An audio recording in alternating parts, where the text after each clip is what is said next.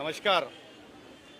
आज महाराष्ट्र के एक भ्रष्ट मंत्री जो महाराष्ट्र भर में 1 महीने से अल्पसंख्यक समाज के मुद्दों को छोड़कर अपने दामाद का दुख मना रहे हैं। पिछले 1 महीने में अल्पसंख्यक के मंत्रालय में मक्खी भी नहीं घूम रही है, क्योंकि वो दूसरों के खिड़कियों में दूसरों की औरतों के झांकने ताकने में व्यस्त है। मैं आपसे इतना कहूंगा कि आज अल्पसंख्यक के मुद्दे पर सविस्तर बात करूंगा।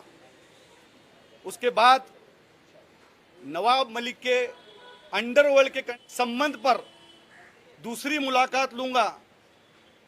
जितनी बात करूंगा, जिस बात में तथ्य है, जिस बात के एविडेंस है, हवा में गोली नहीं चलाऊंगा, क्योंकि मेरे वॉल के पीछे उनका घर है। उस वॉल के पीछे से वो रोज भंगार वाले बमबारी करते हैं। मैं उनसे इतना एक चीज कहूंगा, कुत्ता पालो, बिल्ली पालो, लेकिन गलत फहमी मत पालो। और वो गलत फहमी के शिकार है। उनके परिवार वालों को कहूंगा कि उनके कोई अच्छे हॉस्पिटल में उनका इलाज कराओ, ताकि जिस गलत फहमी का वो शिकार है और पूरे महाराष्ट्र भर में अल्पसंख्यक समाज का भंटा ढार कर रहे। पहली शुरुआत उन्होंने जी की, जैसी मंत्री बने, मंत्री बनते बराबर उन्होंने सबसे पहला जो काम किया, एक रिटायर ऑफिसर अनीश शेख, उन्होंने अपने स्वार्थ के लिए, जो महाराष्ट्र की घटना में कभी नहीं हो सकता, उन्होंने कैबिनेट का परमिशन नहीं लिया। पिछले 25 सालों में कभी भी किसी ने देखा नहीं, सुना नहीं। उस पद पर अपने स्वार्थ के लिए उन्होंने उसको लाकर बिठा दिया। इनलीगल सेंटर गवर्नमेंट के वक्त ने उनको पत्र भी लिखा कि ये नियुक्ति बेकायदेशीर है, ये नियुक्ति हो नहीं सकती। लेकिन अपने स्वार्थ के लिए इनलीगल नियुक्ति महाराष्ट्र के मुख्यमंत्री को विश्वास में नहीं लेते हुए, कैबिनेट का परमिशन नहीं लेते हुए, अध्यक्ष का परमिशन नहीं लेते हुए अनीश शेख की पहली नियुक्ति कर दी, जो बेकायदेशी है।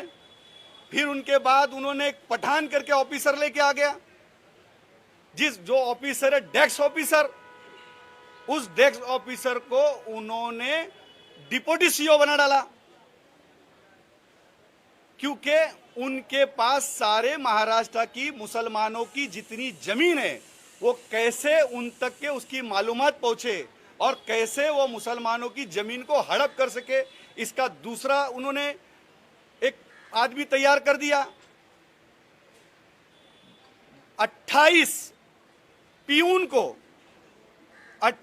पियून को उन्होंने ऑफिसर घोषित कर दिया।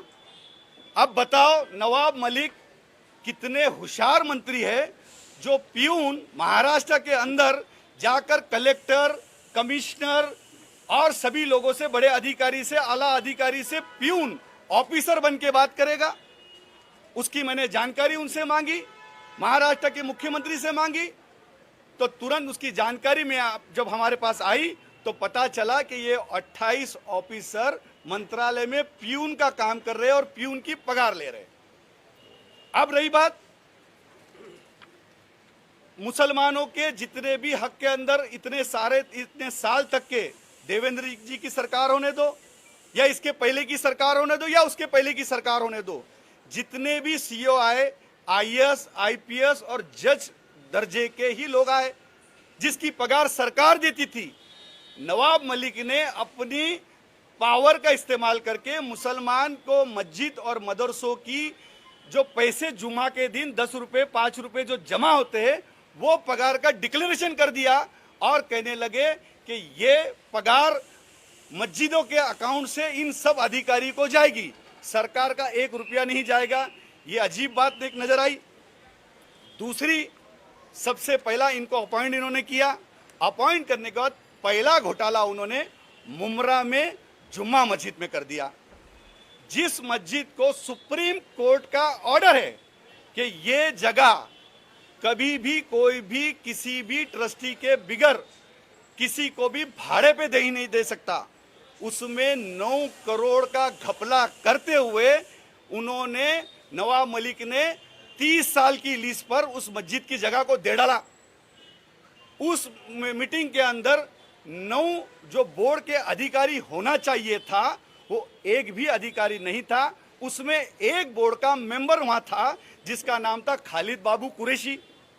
अब खालिद बाबू कुरैशी को जब समझा कि सुप्रीम कोर्ट का आदेश है, ये जगह हम इनलीगल नहीं दे सकते, ये मंत्री को पावर नहीं है, ये बोर्ड को पावर नहीं है, इसकी पूरी सब जांच होने के बाद ये कैबिनेट का निर्णय लेना पड़ेगा और ठहराव लाना पड़ेगा। जब जैसा उसको समझा, उसने सेकेंड डे तुरंत नवाब मलिक को और मंत्रालय को और मंत्रालय की सेक्रेटरी को तुरंत एक मेल करा, सीईओ को एक मेल करा कि आप लोगों ने मुझसे गलत तरीके से ये साइन करवाई है, मैं इसके अंदर आपका साथ नहीं दूंगा और ये तुरंत इसको कैंसिल किया जाए।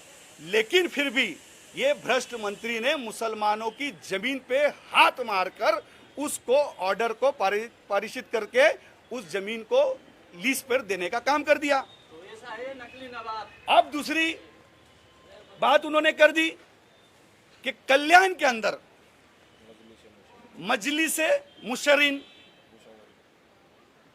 उसके एक सर्वे सरवा है करते, उनको 1 नहीं 2 नहीं 3 नहीं 32 से ज्यादा कमेटी एक साथ उनके नाम कर दी और उसका जिम्मेदार उसको बना दिया।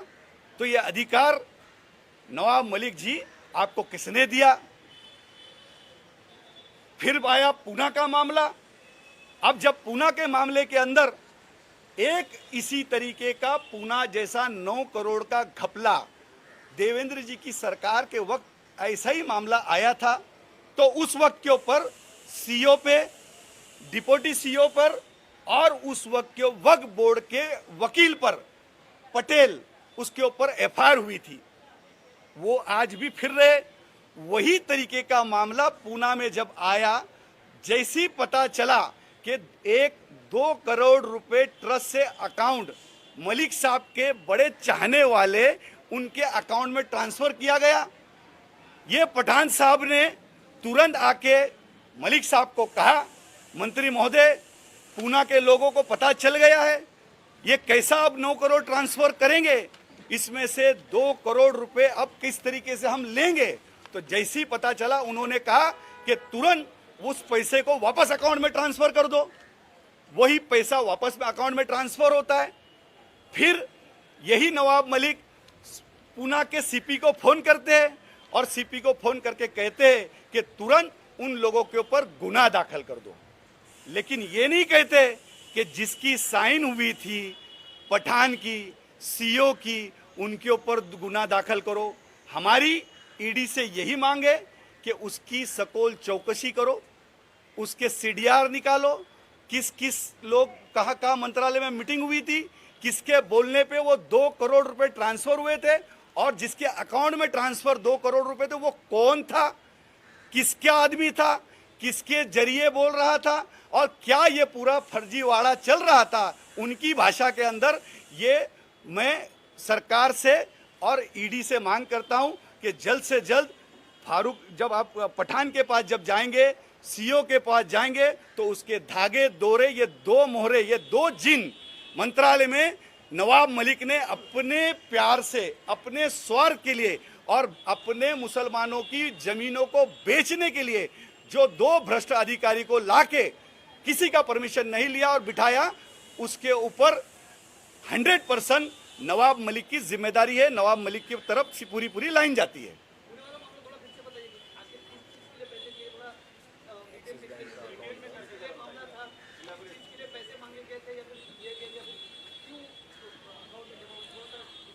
पुणे वाला मामला ये ऐसा इस तरीके का था कि एक ट्रस्ट के अंदर जब पैसे आए 9 करोड़ रुपए 9 करोड़ रुपए जब जो संस्था के अंदर आए, और संस्था के अंदर जब पैसे आते हैं, जैसे कि कभी कोई रास्ते में जगह चली गई, कोई गवर्नमेंट खाते में जगह चली गई, कलेक्टर विकास के अंदर जो गवर्नमेंट के तो जो जगह कोई भी किधर भी वक्फ बोर्ड की जगह जाती है, तो वो पैसा तुरंत ट्रस्ट के अकाउंट में आता है और ट्रस्ट के अकाउंट में सारी जाती है। पर जो ट्रस्ट है उनकी जिम्मेदारी होती है, लेकिन उससे पहला जब तक के वक्फ बोर्ड के सीईओ, डिप्टी सीईओ और मंत्री जब तक के उसके परवानगी नहीं देते, तब तक के वो पैसा वहां नहीं जा सकता, उनके अकाउंट में नहीं जा सकता। ये वो पूरा मामला था जिस मामले के अंदर उनका एक बंदा उस मामले के अंदर इन्वॉल्व था, जिन्होंने कहा कि नवाब मलिक साहब, इस मामले के अंदर हमारे अकाउंट में आप ये पैसे ट्रांसफर करो, जिसके अवेज में हम 2 करोड़ रुपए नवाब मलिक को देंगे। ये बात हुई थी, तो उसी तरीके से पूरा प्लानिंग बराबर हुआ। पर 2 करोड़ रुपए आने के बाद जब पूना के कुछ जो लोग थे वक्फ बोर्ड पे, जिनका ध्यान था, जो जागरूक लोग थे, मुंबई के कुछ जागरूक लोग थे, जिन लोगों ने जो इस बात को जैसे ही आवाज उठी, बवाल जैसा हुआ, तो तुरंत डिप्टी सीईओ और सीईओ नवाब मलिक से जाके मिलते हैं और उनको कहते हैं कि मामला बाहर चला गया, ये मामला मीडिया में चला गया, ये मामला लोगों तक चला गया। तुरंत नवाब मलिक होशियार मलिक है, और ये होशियार मलिक ने तुरंत कहा कि वो पैसे तुरंत ट्रस्ट के अकाउंट में ट्रांसफर किया जाए। ट्रांसफर जैसे ही पैसे होते, उसके बाद यही मंत्री पुलिस कमिश्नर को फोन करते हैं, अल्पसंख्यक मंत्री होशियारी से फोन करते हैं कि जिन जिन लोगों ने ये किया है उसके ऊपर तुरंत गुनाह दाखिल करो। लेकिन ये नहीं बोलते जिनकी साइन के ऊपर ये पैसा निकला है, जिनकी साइन के ऊपर ये पैसा अकाउंट से ट्रांसफर दूसरे अकाउंट में हुआ है, वो भी उतने बड़े जिम्मेदार, उनके कसूरवार है। और उनसे बड़े सीईओ और डिप्टी सीईओ से बड़े कसूरवार महाराष्ट्र के अल्पसंख्यक मंत्री है, नवाब मलिक है, जिनके हाथ में ये खाता है। उनके ऊपर ध्यान होना चाहिए। ये सारी बातें, ये चीजें, फिर उससे बड़ा एक ऐसा उन्होंने कांड कर दिया कि वक्फ बोर्ड की जमीन जो मुसलमानों की है, उसके ऊपर उन्होंने ना हरकत प्रमाण पत्र दे दिया कि ये जमीन वक्फ बोर्ड की नहीं है। इस तरीके का काम उन्होंने किया। फिर उसके ऊपर वो पलट गए कि नहीं ये जमीन हमारी है। तो कहीं ना कहीं नवाब मलिक का ध्यान अल्पसंख्यक समाज के ऊपर नहीं है, सिर्फ उनका पूरा ध्यान अल्पसंख्यक समाजों की मस्जिद की जगह, उनकी जगह को लीगल, जो जगह को इनलीगल कराना, इनका एक धंधा ऐसा शुरू है।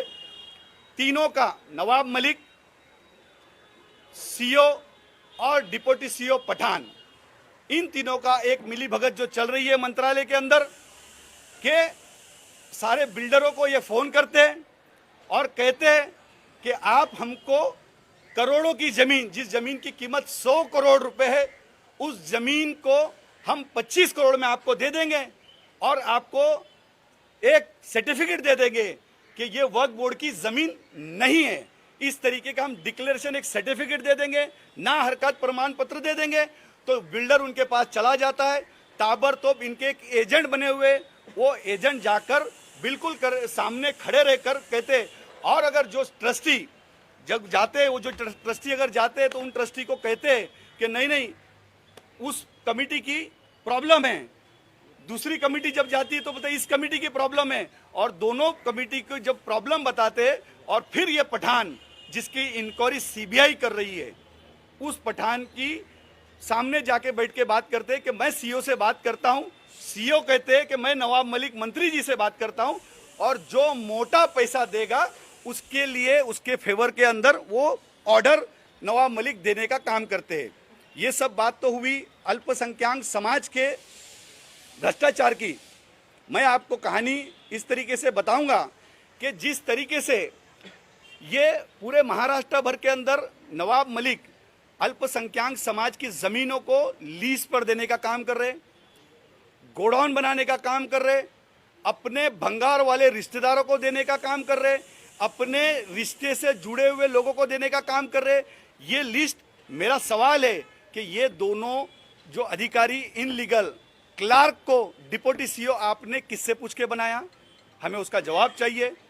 एक रिटायर ऑफिसर को अनीस शेख को, जो घटना में जीआर में कहीं पे भी बैठता नहीं है, किस तरीके से आपने उसको अपने स्वार्थ के लिए किसी से बिगैर पूछे आपने उसको सीईओ कैसा बनाया, इसका जवाब हमसे चाहिए।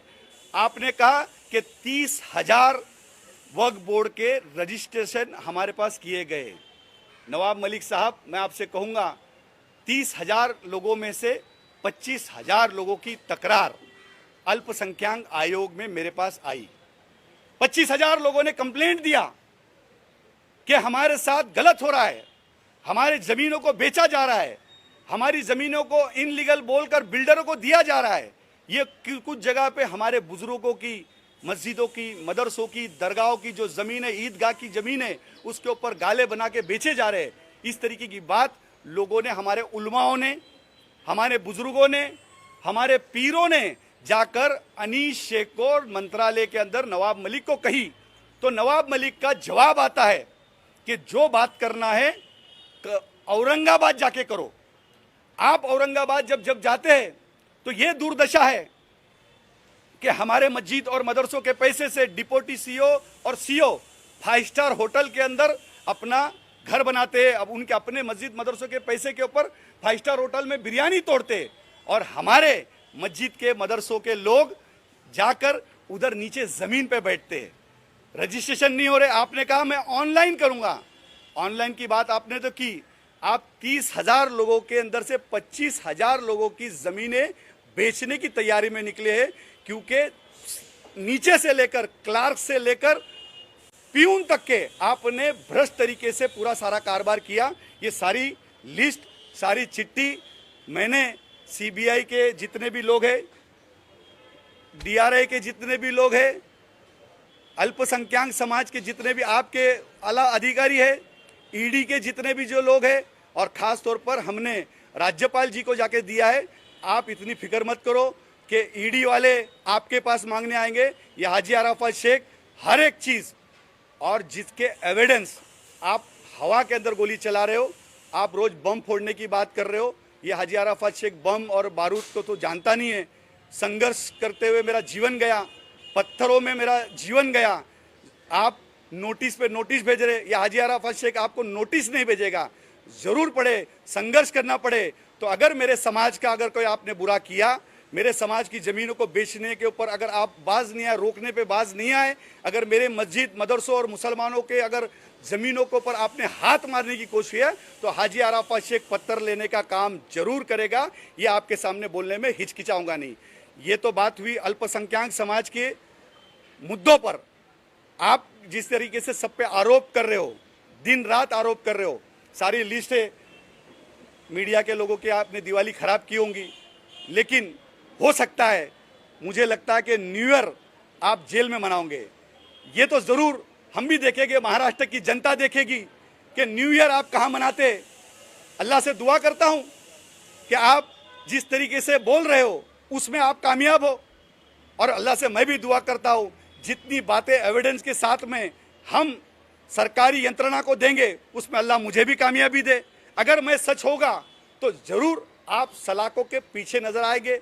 आपके दामाद का गुस्सा, जिस तरीके से 1 महीना आपने पूरे महाराष्ट्र को गुमराह करने का काम किया, कौन सी चुभन थी, वो सारी बातों के ऊपर इसके बाद आपके अंडरवर्ल्ड से कैसे संबंध है, और एक बड़े पत्रकार का इस महाराष्ट्र में हत्या होती है और उसके अंदर आपका क्या इन्वॉल्वमेंट है, आप क्या क्या किया है, उसका पर्दाफाश हाजी अराफात शेख करेगा। उसके बाद दूसरी चीज़, एक महाराष्ट्र में भंगार वाला आता है, समाजवादी का आमदार बनने के पहले डब्बा बाटली भंगार वाला करते। आप खुद कहते कि मैं घूमता था, गली गली घूमता था, भंगार का धंधा करता था, उसने करोड़ों की संपत्ति कैसी बनाई, उसके ऊपर भी ज़रूर बोलूँगा। बहुत सारी ये बात निकली तो दूर तक जाएगी ज़रूर इंशाअल्लाह ताला। ये हाजी अराफात शेख पूरे महाराष्ट्र भर में जितने भी अल्पसंख्यक समाजों के ऊपर अत्याचार हुआ है, जितनी मस्जिद की ज़मीनें बेची गई है, जितने मदरसों को बेचा गया है, कितनी ज़मीनों को लीज पे दिया गया है, सारी चीज़ जितनी सरकारी यंत्रणा है, सरकारी एजेंसी है, उसको यह हाजी अराफात शेख बिल्कुल मदद करेगा। या आप चिंता मत करो, आपको देने की ज़रूरत नहीं है। आपने कल कहा कि छापेमारी नहीं हुई है, बौखलाहट आपकी समझ में आ रही थी, 5 दिन आप चेहरे पे बहुत खुशी थी, कल थोड़ा आपका चेहरा छोटा था। आप टेंशन मत लो, हम दोनों पड़ोसी है, मेरा हक बनता है। कुछ ना कुछ आपने जो अच्छा काम किया है तो उधर सरकार तक के वो सारे अच्छे काम जो महाराष्ट्र के मुसलमानों को धोखा देने का आपने जो जो काम किया है, कितना महाराष्ट्र के फर्जीवाड़ा आपने क्या क्या किया है, आपका जीवन कसाईवाड़े में शुरू हुआ, वो सारी बातें बिल्कुल कसाईवाड़े से लेके फर्जीवाड़ा तक के हाजी अराफात शेख जरूर कहेगा। खास तौर पर महाराष्ट्र के अंदर, मुंबई के अंदर और इस कुर्ला के अंदर चरस मलिक किसको कहा जाता है उसका भी जरूर मैं खुलासा करूंगा। वो चरस मलिक कौन है, यही आपके सामने आज मैं बात रखना चाहूंगा। आपने जो दो मुद्दे बताए, सबसे पहला वाला मुद्दा था मुमरा का, इसमें आपने कहा कि उसके भी गुरु को रिवर्ट कर दिया, 220 घंटे। फिर आपने दूसरा मुद्दा बताया पुणे का, पुणे में भी आपने कहा कि वो पैसे वापस देंगे। तो भ्रष्टाचार कहाँ पर हुआ, थोड़ा बता पाएंगे? गुरु जी से रिवर्ट की गई, कोई कार्रवाई हुई थी या फिर उन्होंने अपने आप से कर दिया?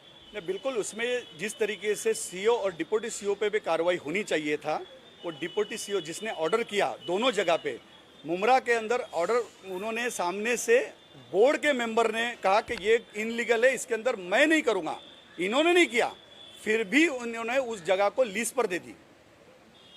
इन्होंने नहीं, 221 गुंटा मुमरा के अंदर इन्होंने अपनी मर्जी से वो लिस्ट के ऊपर दे दी। एक वक्फ बोर्ड का मेंबर जिसका नाम था खालिद बाबू कुरैशी, जब उसको समझा कि इसमें सुप्रीम कोर्ट का ऑर्डर है और इसके अंदर मैं फंस जाऊंगा, इस मामले के अंदर मुझे कुछ ज़्यादा रकम नहीं मिलने वाली, क्योंकि ये दो अधिकारी सीओ और डिप्टी सीओ, उन्होंने कहा कि अगर आपने इसके अंदर हमारा साथ नहीं दिया तो हम आपको, आपकी 6 महीना बाकी है, इस पद से हम आपको निकाल देंगे। इस तरीके की बात करके उससे साइन कराते, वो घर जाते और जब घर जाने के बाद जब वो सारा मामला जब पढ़ते तो उनको समझ में आता कि मामले के अंदर कुछ भ्रष्टाचार है, बड़े पैसे का लेन देन, 9 करोड़ रुपए का लेन देन है। जब जैसी समझ में आता तो उन्होंने रात के 12:30 बजे मंत्रालय के अधिकारी को, मंत्रालय के सेक्रेटरी को और नवाब मलिक को वो तुरंत मेल करते कि मैंने जो साइन किया आपने मुझसे साइन गलत तरीके से करा के लिया है और इस मामले के अंदर मेरा कोई रोल नहीं है और मैं इसमें से बैक लेता हूं। ये होने के बावजूद भी नवाब मलिक ने कोई बात नहीं सुनी और सीओ और डिप्टी सीओ को बोला कि जो होगा मैं देख लूंगा, आप वो जगह दे दो।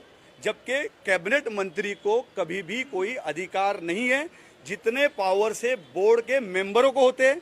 बोर्ड का मेंबर जो भी निर्णय लेता है, बोर्ड का मेंबर का निर्णय होता है, वहाँ चेयरमैन होता है, चेयरमैन का ठहराव होता है, चेयरमैन का ठहराव होने के बाद फिर मंत्रालय में जाता है, फिर मंत्रालय में जाने के बाद मंत्रालय की अल्पसंख्यक की जो सेक्रेटरी है मुखर्जी मैडम, उनकी साइन होती है, उनकी साइन होने के बाद महाराष्ट्र के मुख्यमंत्री की साइन होती है, फिर उसके बाद कोई भी निर्णय लिया जाता है। ये वक्फ बोर्ड का कानून है, लेकिन फिर भी वैसा कोई चीज़ नहीं हुई और मुमरा की ज़मीन उन्होंने अपनी मर्जी से देने का काम नवाब मलिक ने किया। सुप्रीम कोर्ट ने एलिगेशन दिया था, सुप्रीम कोर्ट बिल्कुल ये सारे डॉक्यूमेंट्स हैं, डॉक्यूमेंट्स आया हुआ है, सारे एविडेंस के साथ ही आपको दूंगा। जितनी बात किया हूँ कोई भंगार वाली नहीं, कि मेरा भंगार का धंधा नहीं है, मैं भंगार बात करता नहीं है और मुझे वैसी बात करने का, भंगार बातें, फालतू बातें, जिस बात में तथ्य नहीं है, हुलाहुल बातें, क्योंकि आजकल नवाब मलिक रामलीला का प्रोग्राम जब हम बचपन में देखते थे, इधर उधर तीर मारने का,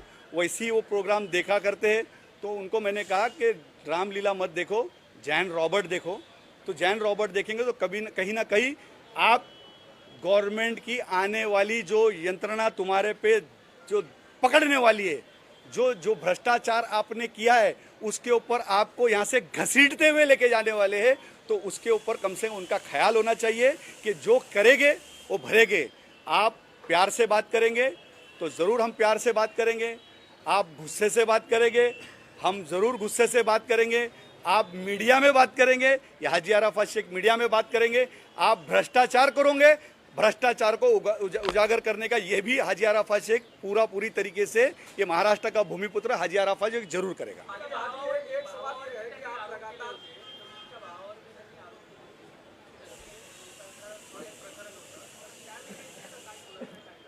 बिल्कुल, उन्होंने मेरे भाई के ऊपर एक आरोप किया था कि मेरे भाई नकली नोट के अंदर पकड़े गए थे। मेरा सवाल नवाब मलिक जी से है, उस वक्त में उन्होंने उस मामले को देवेंद्र जी से जोड़ा कि देवेंद्र जी ने उस मामले के अंदर उनको मदद की। नवाब मलिक जी का थोड़ा सा अभ्यास कच्चा है। उस वक्त मैं शिवसेना का डिप्टी लीडर था। मैं शिवसेना के अंदर वाहतूक संगठन में उद्धव जी के साथ काम कर रहा था जिस वक्त ये हादसा हुआ था। मेरा भाई कांग्रेस का एक बड़ी पद के ऊपर काम कर रहा था, वो लॉ की पढ़ाई कर रहा था। उसको मैकडॉनल्ड में मुझे पता चला कि मैकडॉनल्ड के अंदर किसी अधिकारी ने उसको पकड़ा और लेके गया, वो सारी चीज़ें हुई। उस वक्त कांग्रेस के बड़े पद पे काम कर रहा था। उसके कार्यालय का उद्घाटन करने के लिए कांग्रेस के एक बहुत बड़े नेता जगदीश टेटलर जी आए थे। नवाब मलिक ने कहा कि एक छोटी मोटी छुट भैया पद पे था, अगर कांग्रेस के छुट भैया नेताओं के कार्यक्रम में जगदीश टेटलर जी आते तो कांग्रेस पार्टी कितनी छोटी और कितनी बड़ी है, उसका जवाब कांग्रेस के लोग ने देना चाहिए। उस वक्त जो हुआ, मेरा एक ही बोलना है, अगर मेरा भाई गलत है तो उसको कड़ी सी कड़ी सजा मिलनी चाहिए। और उसने अपनी सजा पाई, कितने साल जेल में रहा। उसके बाद उसको वापस आने के बाद कैफे पोसा में डाला गया, कैफे पोसा की भी उसने सजा काटा। वो कसूरवार था, बेकसूर था, वो कोर्ट का काम है, कोर्ट देखेगा। मैं उसके साथ में, मेरे पिताजी जब तक हयात थे उसके पहले वो अपने उसके दूसरे घर में कारोबार कर रहा था और दूसरे घर में रह रहा था। मेरे साथ कभी भी पिछले कई सालों से मेरे भाई का संबंध नहीं रहा, फोन पे भी बात नहीं रही, मिलजुल के भी बात नहीं। लेकिन एक ऐसा मामला मैं आपके सामने बताऊंगा कि मेरा भाई बर्थडे में उसके ये जाते, मेरा भाई है, शादी में 3 घंटे उसके नवाब मलिक बैठते, मेरा भाई है, नवाब मलिक उसके बच्चे का केक काटते। मैं नहीं जा रहा हूं, लेकिन नवाब मलिक जाते तो नवाब मलिक का और मेरे भाई का कितना गहरा संबंध है उसके बारे में मुझे लगता है नवाब मलिक ही अच्छे तरीके से बता सकेंगे कि ये मामला क्या है और क्या है। उसका जवाब नवाब मलिक जी से जरा पूछिए।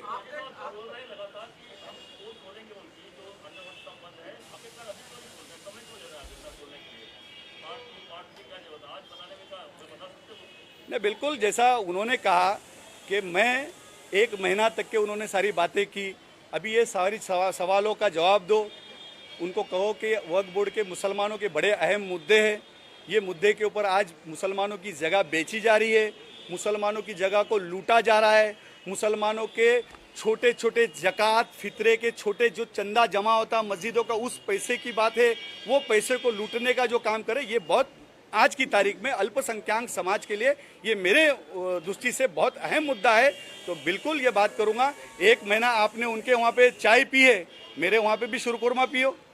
मुझे लगता है दिवाली की चकली उन्होंने नहीं खिलाई होंगी, लेकिन मैं सेवई जरूर आपको खिलाऊंगा। तो मेरा भी घर, मैं भी आपका दोस्त हूँ, आपका भाई हूँ, आपको भी थोड़े थोड़े तरीके से मैं भी दूंगा ताकि 2 दिन वो भी सोए।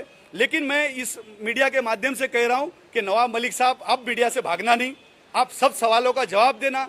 जितने दिन 15 दिन या हाजी अराफात शेख आपके साथ बोलेगा, 15 दिन आप भी जवाब देना। इतने 1 महीना उनकी बैटिंग खत्म हुई, अब ये हाजी अराफात शेख 1 महीने के बाद बोलेगा, वो सारे सवालों का जवाब देगा। लेकिन इतना कॉन्फिडेंट के साथ कहता हूँ, इंशाअल्लाह ताला जिस तरीके से सुबह उठते तो उनको मीडिया की आदत है, रात में सोते सोते घर के कैमरे को घुमा के सोते सोते मीडिया की आदत है। लेकिन ज़रूर कहूँगा कि अंडरवर्ल्ड कनेक्शन के बाद नवाब मलिक कैमरे के सामने आने से कतराएंगे, डरेंगे। उन सारे चीज़ों का उनको जवाब देना पड़ेगा।